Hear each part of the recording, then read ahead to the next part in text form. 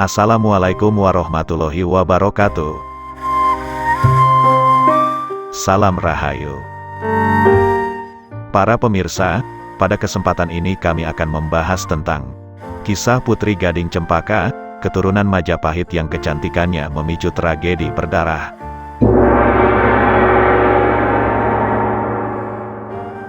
Anak baginda Raja Aceh, Raja Muda Ahmad tengah berbahagia. Senyumnya terhampar saat duduk di pelaminan yang mewah, pernikahannya dengan Putri Gading Cempaka, yang merupakan putri cantik jelita dari kerajaan Sungai Serut, segera dimulai. Namun tanpa dinyana, angin kencang bertiup disertai hujan lebat menghancurkan seluruh tempat pesta pernikahan tersebut. Angin kencang yang sengaja diciptakan oleh kakak kandung Putri Gading Cempaka, Rindang Papan, telah membuat kekacauan di penghujung pesta tersebut. Saat situasi kacau balau, Rindang Papan langsung membobong Putri Gading Cempaka, dan membawanya lari dari area pesta pernikahan yang digelar Baginda Raja Aceh, untuk putra mahkota. Upaya melarikan Putri Gading Cempaka, mendapatkan perlawanan sengit dari prajurit pilihan Kerajaan Aceh. Dua kakak kandung Putri Gading Cempaka, Gelombang Batu, dan Manuk Minkor berupaya menghadang laju prajurit Kerajaan Aceh. Upaya itu berhasil dilakukan, namun keduanya gugur terkena tembakan dari para prajurit pilihan. Kisah pilu upaya mengambil kembali Putri Gading Cempaka ini, berkembang dalam cerita rakyat yang berkembang di masyarakat Bengkulu. Cerita rakyat tersebut, ditulis kembali oleh Saksono Prijanto dalam bukunya yang berjudul Putri Gading Cempaka, terbitan Pusat Bahasa, Departemen Pendidikan Nasional, tahun 2005. Dalam buku tersebut, dikisahkan Putri Gading Cempaka menangis sejadi-jadinya saat mengetahui dua kakak kandungnya gugur untuk menyelamatkannya. Kesedihan juga dirasakan Raja Anak Dalam, Raja Kerajaan Sungai Serut, yang juga kakak kandung Putri Gading Cempaka. Kabar gugurnya Gelombang Batu dan Manuk Minkor membuat rakyat Kerajaan Sungai Serut merasakan kesedihan yang mendalam. Rakyat di kerajaan tersebut berkabung untuk mengenang kedua putra mahkota yang gugur saat menyelamatkan putri mahkota kerajaan. Baginda Raja Aceh akhirnya mengetahui duduk persoalan yang terjadi, setelah Rindang Papan sempat bertemu dan memberikan penjelasan terkait upayanya menyelamatkan Putri Gading Cempaka. Baginda Raja Aceh merasa malu, karena putra mahkotanya, Raja Muda Ahmad, telah menculik Putri Gading Cempaka, untuk diperistri. Sebelum terjadi penculikan terhadap Putri Gading Cempaka, Raja Muda Ahmad datang ke Kerajaan Sungai Serut untuk menjalankan misi dagang, dan ingin meminang Putri Gading Cempaka. Kedatangannya juga membawa ratusan tentara. Saat utusan Raja Muda Ahmad bertemu dengan Raja Kerajaan Sungai Serut, Raja Anak Dalam, dengan tangan terbuka kerajaan tersebut menerima misi dagang itu. Namun, khusus untuk pinangan kepada Putri Gading Cempaka, Raja Anak Dalam memutuskan untuk menundanya, karena putri tersebut masih sangat belia dan dalam pengasuhan kakak-kakaknya. Penangguhan pinangan itu, ternyata membuat Raja Muda Ahmad tersinggung, hingga mereka melakukan penyerangan terhadap Kerajaan Sungai Serut. Pertempuran hebat tak dapat dihindari lagi. Korban dari kedua belah pihak berjatuhan. Di tengah kekalutan perang, Raja Muda Ahmad mengambil kesempatan itu untuk menculik Putri Gading Cempaka. Penculikan inilah yang membuat murka para kakak kandung Putri Gading Cempaka, dan melakukan penyamaran untuk merebut kembali dari Kerajaan Aceh. Usai Putri Gading Cempaka berhasil diselamatkan, dan melihat kondisi Kerajaan Sungai Serut yang telah hancur lebur akibat perang, akhirnya Raja Anak Dalam bersama kakak dan adiknya memilih menuruti wasiat orang tuanya, untuk hijrah ke Gunung Bungkuk. Dilansir dari situs duniapendidikan.co.id, Putri Gading Cempaka merupakan keturunan Kerajaan Majapahit. Dia merupakan putri bungsu dari 7 bersaudara, putra Raja Ratu Agung yang merupakan Raja Kerajaan Sungai Serut.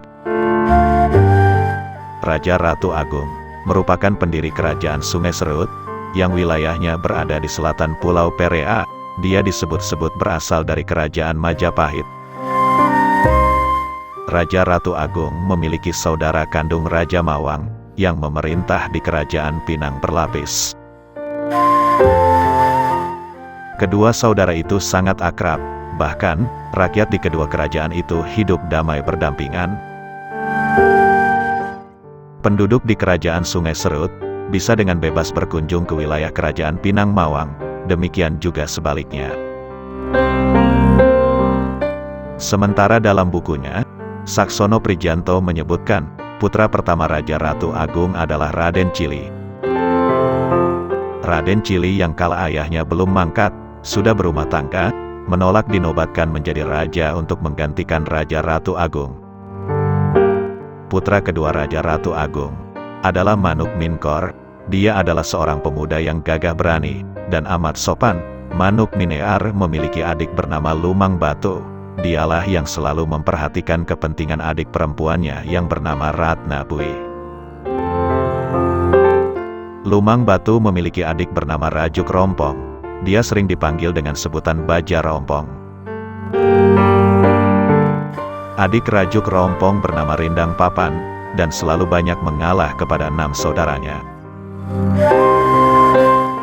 Rindang Papan senang berkelana dan berkeliling negeri untuk mengetahui lebih dekat kehidupan masyarakat Kerajaan Sungai Serut. Putra Raja Ratu Agung yang keenam adalah Anak Dalam. Dia dikenal memiliki ketampanan dan badan yang tinggi tegap. Anak Dalam selalu menjadi idola para remaja putri, dan sebagian besar masyarakat Kerajaan Sungai Serut. Anak Dalam sering dipanggil oleh orang tuanya dengan sebutan Muara Bengkulu. Sementara putri bungsu Raja Ratu Agung memiliki nama Ratna Bui. Dikenal sangat cantik jelita, Ratna Bui memiliki banyak julukan. Saat anak-anak dipanggil dengan nama Rendung Nipis, dan ketika mulai beranjak remaja diberi nama Putri Gading Cempaka. Usai tragedi peperangan dengan pasukan Raja Muda Ahmad dari Kerajaan Aceh dan penculikan Putri Gading Cempaka, keturunan Raja Ratu Agung memilih untuk hidup mengasingkan diri di Gunung Bungkuk, sementara Kerajaan Sungai Serut dikuasai oleh 4 bangsawan. Dalam perjalanannya, 4 bangsawan ini mampu secara bertahap memulihkan kondisi Kerajaan Sungai Serut yang telah porak-poranda akibat perang. Namun, keempat bangsawan ini akhirnya terlibat konflik sengit karena pembagian kekuasaan. Di tengah kekalutan yang menyengsarakan rakyat tersebut, datanglah Maharaja Sakti dari Pagariung. Pemuda tampan dan sopan ini memikat hati rakyat yang tinggal di Kerajaan Sungai Serut.